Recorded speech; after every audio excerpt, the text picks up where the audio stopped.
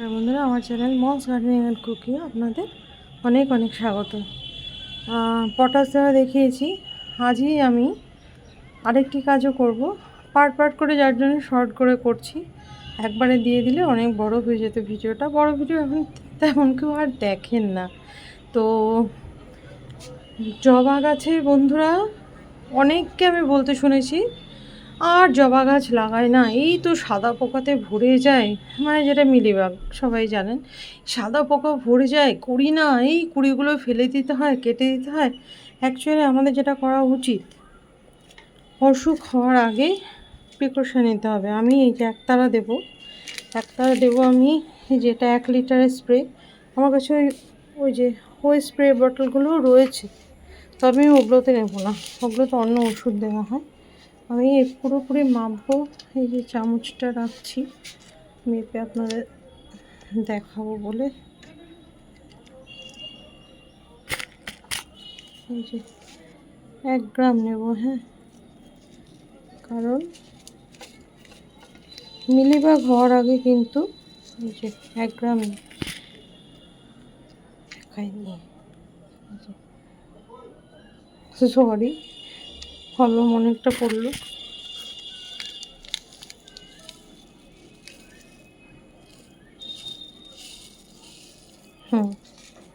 এই 1 গ্রাম আমি এই যে এই স্প্রে বটলে 1 লিটার জল আছে, উপর থেকে দেখিয়ে দিই। এই যে জল, বুঝতে পারছেন আশা করি।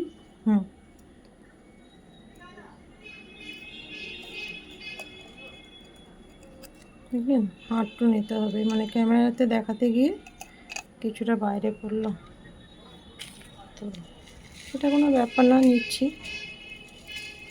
কিন্তু আপনাদেরকে দেখিয়ে করতে যাচ্ছি। অনেকেই এগুলো যখন খুব বিরক্তি বোধ মনে করে না অনেকে এই কাজগুলো, তো বিরক্তির কিছু নেই, ভয়ের, অ্যাকচুয়ালি ভয় থেকে বিরক্তিটা আসে, তো বিরক্তির কিছু নেই।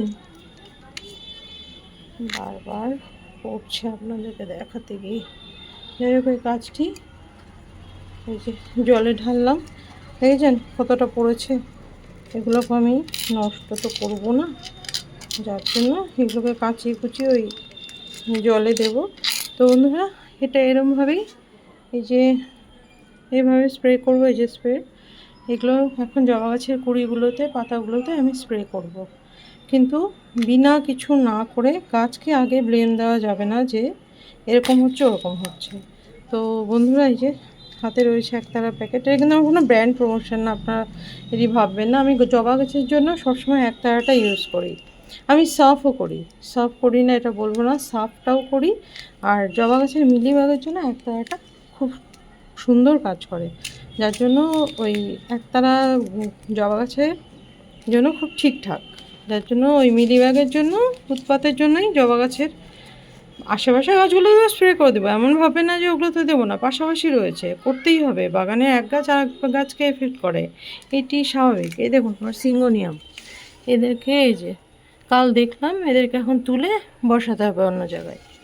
তো এরকমই, ওই জন্যই বলছি প্রত্যেকটা গাছই এফেক্ট হয়, যার জন্য পোকা আসতে দেওয়া যাবে না কোনোভাবেই বাগানে, তাহলে সব গাছ নষ্ট হয়ে যাবে। এটা ওই যে আমার রুগ্ন ইয়েটি, সূর্যমুখীটি, কিছু করার নেই, আমার তো সেই অবস্থা হয়েছিল।